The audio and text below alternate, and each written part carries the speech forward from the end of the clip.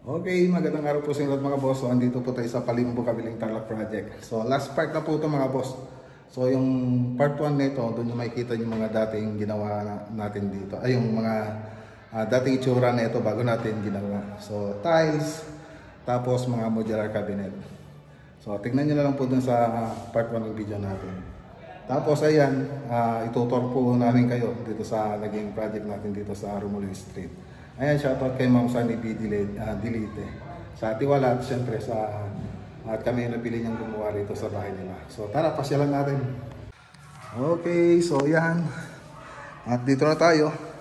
So marine laminated board na matte white po yung ginamit natin dito mga boss na pang modular cabinet. So marine na po siya. Tapos matte white, hindi po siya makintab. So yung iba kasi may makintab na board, so mas mahal po yun. Tapos yung may mga kulay, mas mahal din po yun kung ikukumpara mo dito sa matte white. Pero maganda pa rin naman ito, elegante pa rin siyang tingnan. So ang kulang na lang dito yung mga upuan, tapos rep siyempre, tapos yung ilaw sa taas. Tapos naglagay rin po tayo ng floated panel, tapos neon lights. So makikita nyo dyan. Pati dito sa may baba, naglagay din po tayo ng neon lights dyan. So punta lang po natin mga boss. So ito lagay ng ref. So hindi pa dumating in order nilang rep. Tapos dito sa taas ganito lang naman siya. Yan. Tapos yung countertop nito, si Crystal Granite na po yung na kumuusap kila Madam. So bahala na po silang nag-usap kung ano po yung usapan nila dito sa pag-install tsaka siyempre sa bayad sa presyo. Tapos dito double sink. Tapos naglagay din tayo ng neon lights dito sa may hanging cabinet. Tapos simple lang naman yung nilagay natin dito sa baba. Ganyan lang yung ginawa natin. Ayan. Okay. So closing po yung ginamit nating mga concealed hinges. Tapos ito, meron po tayong condiments. Tapos, ayan. Drawer na may utensil. Ayan. Okay. So ayos. Tapos dito sa likod ng center island, so ganyan po siya. So ganun din doon sa kabila. Tapos dito may nilagay po tayo ng rock wine. Siyempre ilagay yan ng mga ilalagay dito sa pantry.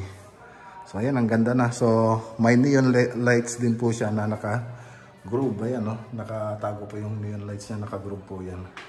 So lahat po yan meron. Ayan, no? Ang ganda. So ang kulang na lang dito yung sliding glass. So mapapansin nyo walang cover yung natin, yung pantry natin. So may sliding glass pa po na ipapalagay sila Madam dyan. Okay, so punta naman tayo dun sa ibang ginawa natin dito. Siyempre pati itong flooring sila ang karolan na yung gumawa dyan. Tapos ito sa may entertainment area. So ayan. So nagpagbag din po tayo rito, makikita niyo po dun sa part 1 ng video natin. So ganyan lang ka-simple yung ginawa natin. Tapos naglagay rin din tayo ng neon lights. So TV na lang kulang. Tapos nakahangin din itong ginawa nating cabinet niya. So ayan. So ganyan lang yung tsura niya sa baba. So maganda po yan pag nalagyan ng TV. Tapos ano na rin natin yung ginawa ang karolan dito. So ito naman yung ginawa nila. Yan, dry room. So powder room lang po siya. Tapos yung design ng nito, ginawa ko na lang. Tapos silang karolan pa ng gistol. Tapos sila Madam na po bumili nito. Tapos ito, siyempre sila Madam na rin. Tapos ito yung ginawa natin na isa. Yan.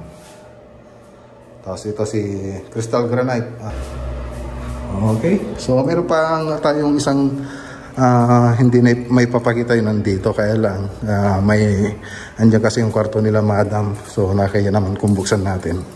So dito lang tayo sa kabila. So pinakita ko naman na yun sa ibang video natin. So dito, so ito yung mga ginawa nilang karolan. Tapos si Sir Romel sa Plan Fernandez yung gumawa po ng sliding natin dito sa may closet, ay sa may shower enclosure. Shower closet. Ayan. Tapos yung design nito, tayo nag-design. Tapos silang karolan yung nagkabit.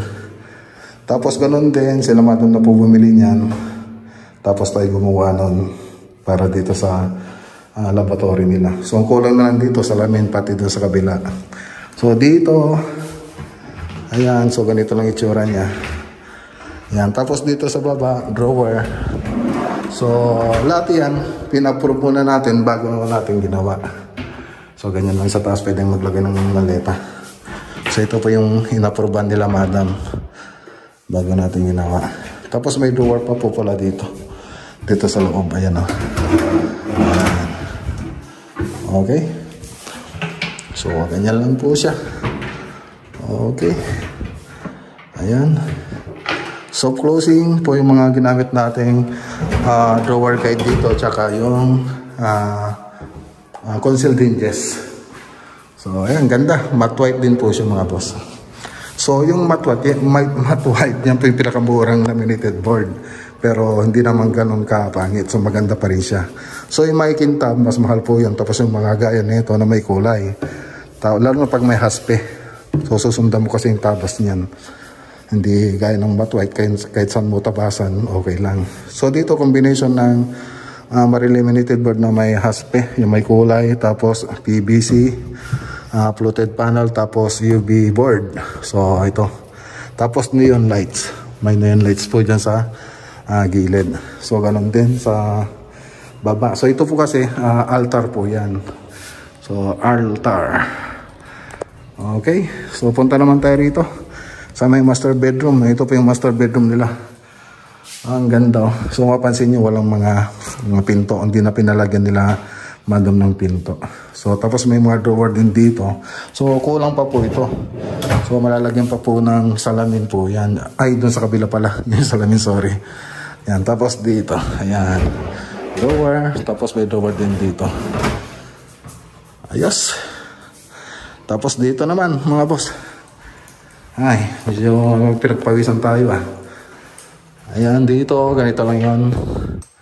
Yan, so maleta kasi nilalagay dyan. So, itong design na to, yan yung inaprobahan din nila madam. So, sinukat po namin yung mga maleta nila para may pasok dyan.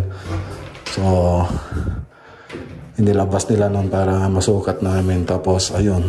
So, ganito na lang gawin natin, sabi nila. So, ayun, sinunod na lang namin. So, ganyan lang. Ang simple. Ang simple pero ang ganda.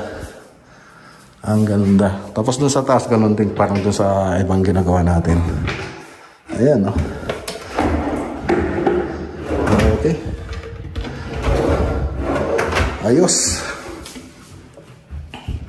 Tapos dito sa may master bedroom, ito po yung ginawa nilang karolan. Okay, tapos siyempre, yun na naman. Tapos pinag-iisipan nila madam kung lalagyan pa ng drawer o hindi na. So, ganun din sila, crystal granite din yung nagano nito. Nagkabit. Tapos binili nila madam sa Wilcon, Posi. Okay, pati mga tiles nito galing sa Wilcon. Ayan. So, yan lang yung may papakita natin sa video nito. Mixing tour lang para dito sa ginawa natin. Ayan, maraming salamat kay Ma'am Sunny B. Dilite, siyempre sa tiwala at kami po yung napili niyang gumawa dito. So matagal na po siya nagpapila sa amin. So nung dumating sila, ayun, tinawagan po tayo. Tapos ngayon, ginawa na po natin at nagawa na rin. Okay, so hanggang dito na yung vlog for today po natin mga boss. Ayan, kita po tayo sa mga susunod na project natin. Sana nakatulong po ito sa mga nagpapabahay dyan at sa mga gustong gumawa ng mga ganitong mga project. Ayan, maraming salamat po sa inyong lahat at ingat po tayo lagi at God bless.